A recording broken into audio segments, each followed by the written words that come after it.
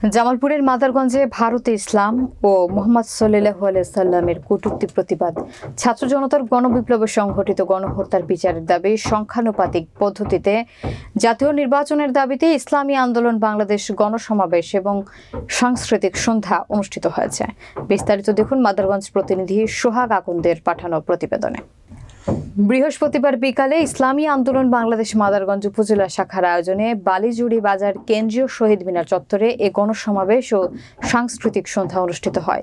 ইসলামী আন্দোলন বাংলাদেশ মাদারগঞ্জ উপজেলা শাখার সভাপতি মাওলানা শফিকুল ইসলামের সভাপতিত্বে প্রধান অতিথির বক্তব্য রাখেন ইসলামী আন্দোলন বাংলাদেশের কেন্দ্রীয় দপ্তর সম্পাদক মাওলানা লোকমান হোসেন জাফরি।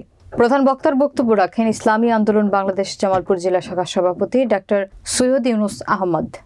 বিশেষ অতিথির বক্তব্য রাখেন জামালপুর জেলা শাখার সিনিয়র সহসভাপতি মুফতি মুস্তফা কামাল, সেক্রেটারি মাওলানা সুলতান মাহমুদ সিরাজি। এ সময় ইসলামী আন্দোলন বাংলাদেশ মাদারগঞ্জ উপজেলা শাখার সাধারণ সম্পাদক মাওলানা আব্দুল মান্নানের সঞ্চালনায় বাংলাদেশ মুজাহিদ কমিটি মাদারগঞ্জ উপজেলা শাখার সাধারণ সম্পাদক হাফেজ কারি নজরুল ইসলাম, ইসলামী আন্দোলন বাংলাদেশ মাদারগঞ্জ উপজেলা শাখার সহসভাপতি মাওলানা মতিউর রহমান, জাতীয় ওলামা মাশায়েখ আইম্মা পরিষদ মাদারগঞ্জ উপজেলা শাখার সভাপতি হাফেজ মাওলানা তরিকুল ইসলাম সুলতান, ইসলামী শ্রমিক আন্দোলন বাংলাদেশ মাদারগঞ্জ উপজেলা শাখার সভাপতি হাফেজ শামসুদ্দিন শ্যামল, ইসলামী যুব আন্দোলন বাংলাদেশ মাদারগঞ্জ উপজেলা শাখার সভাপতি MK সাইফুল্লাহ আনসারী ও ইসলামী ছাত্র আন্দোলন বাংলাদেশ মাদারগঞ্জ উপজেলা শাখার সহসভাপতি শাকিল তালুকদার সহ অনেকেই উপস্থিত ছিলেন।